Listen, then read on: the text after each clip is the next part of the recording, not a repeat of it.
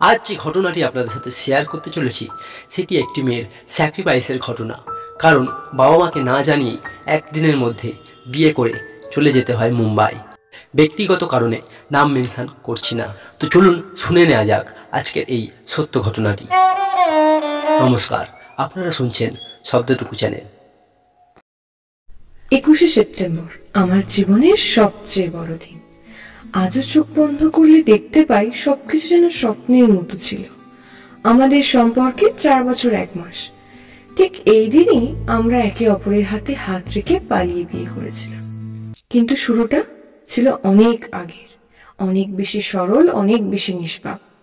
ওদের মামার বাড়ি আমার মামার বাড়ির একদম পাশেই, তাই ছোটবেলা থেকেই ওকে আমি চিনতাম। একই স্কুলে পড়তাম, কিন্তু তেমন কথা হতো না। আমি আবার একটু রুক্ষ স্বভাবের ছিলাম, সবার সঙ্গে খুব মিশতাম না। হাই স্কুলে ওঠার পরে বন্ধুত্বের দুনিয়াটা একটু একটু করে খুলতে শুরু করলো।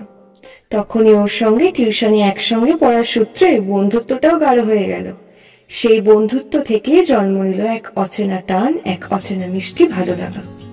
প্রথম দিকে নিজেকে অনেকটা আটকে রাখতে চেয়েছিলাম। ভাবতাম এত ছোট বয়সে সব ভাবা ঠিক না, কিন্তু অনুভূতিগুলো কি আটকানো যায়? ক্লাস 9-এর শুরুর দিকের কথা। ও আমাকে প্রথমবার প্রপোজ করলো। আমি তখন না বলেছিলাম, শুধু বন্ধু হিসেবে থাকতে চেয়েছিলাম। তারপর প্রায় 2-3 মাস আমরা একে অপরের সঙ্গে কথা বলি, এমনকি স্কুলে দেখা হলেও না।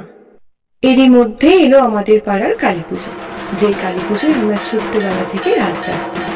আমি প্যান্ডেলে বন্ধুদের সাথে গল্প করছি, হঠাৎ দেখি ও আসে, আমার চোখে চ্যাম্পিয়ন মলম মাখিয়ে দেয়।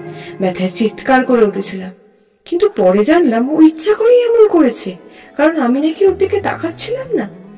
সেই হাসি, সেই রাগ, সব মিলিয়ে যেন আমাদের গল্পের নতুন অধ্যায় শুরু হয়েছিল সেদিন। এরপর জীবন যেন এক রোলার কোস্টার। আনন্দ, কান্না, ঝামেলা সবকিছুই একসঙ্গে চলছিল। মাঝে একবার 4 মাসের জন্য বিচ্ছেদও ঘটেছিল পারিবারিক কারণে। তবু ভালোবাসা তো হারায়নি, আবার ফিরে এসেছিল আগের সেই জায়গায়। কিন্তু ক্লাস 12-এর পর যখন আমাদের সম্পর্কের কথা বাড়িতে জানাজানি হয়ে গেল, তখন যেন এক ঝড় নেমে এলো জীবনে। সবার বিরোধিতা, অপমান, কষ্ট সবকিছুই সইতে হচ্ছিল প্রতিদিন। এরই মধ্যে আমার বিয়েও ঠিক হয়ে গেল অন্য কারোর সাথে। দিনগুলো ছিল একেবারে দুঃস্বপ্নের মতো। যখন বুঝতে পারলাম আর কাউকে মানানো সম্ভব নয়, তখন আমরা দুজন সিদ্ধান্ত নিলাম আমরা এক হবই, যতই বাধা আসুক না কেন। আমি তখন সবে 18 পড়েছি। বিয়ে নিয়ে কোনো স্বপ্ন দেখিনি, কিন্তু ভালোবাসা এমন জিনিস যাকে আটকে রাখা যায় না। 21শে সেপ্টেম্বর সকালে মুম্বাই থেকে ও এসে পৌঁছালো। ওর চোখে তখন শুধু একটাই কথা, চলো।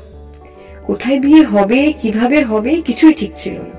এক মন্দিরে গিয়ে শুনি বিয়ে করতে হলে ভোটার আইডি চাই, কিন্তু আমি তো তখনও ভোটার হইনি। ঘুরতে ঘুরতে দুপুর হয়ে গেল। ট্রেনের টিকিটও কাটা ছিল। দুপুর 1:55 হাওড়া থেকে মুম্বাই। শেষমেশ যেন অলৌকিক ভাবে সেই প্রথম মন্দিরেই আমাদের বিয়ে হয়ে গেল। আমি মনে করি সব মা কালীর ইচ্ছা। মা কালী নিজেই যেন বলেছিলেন, তোরা অনেক ঘুরেছিস, আর না, এবার আমার কোলেই আশ্রয়। এভাবেই শুরু হয়েছিল আমাদের জীবনের নতুন গল্প। ঘটনাটি শুনে আপনার কেমন লাগলো অবশ্যই কমেন্ট করে জানাতে ভুলবেন না।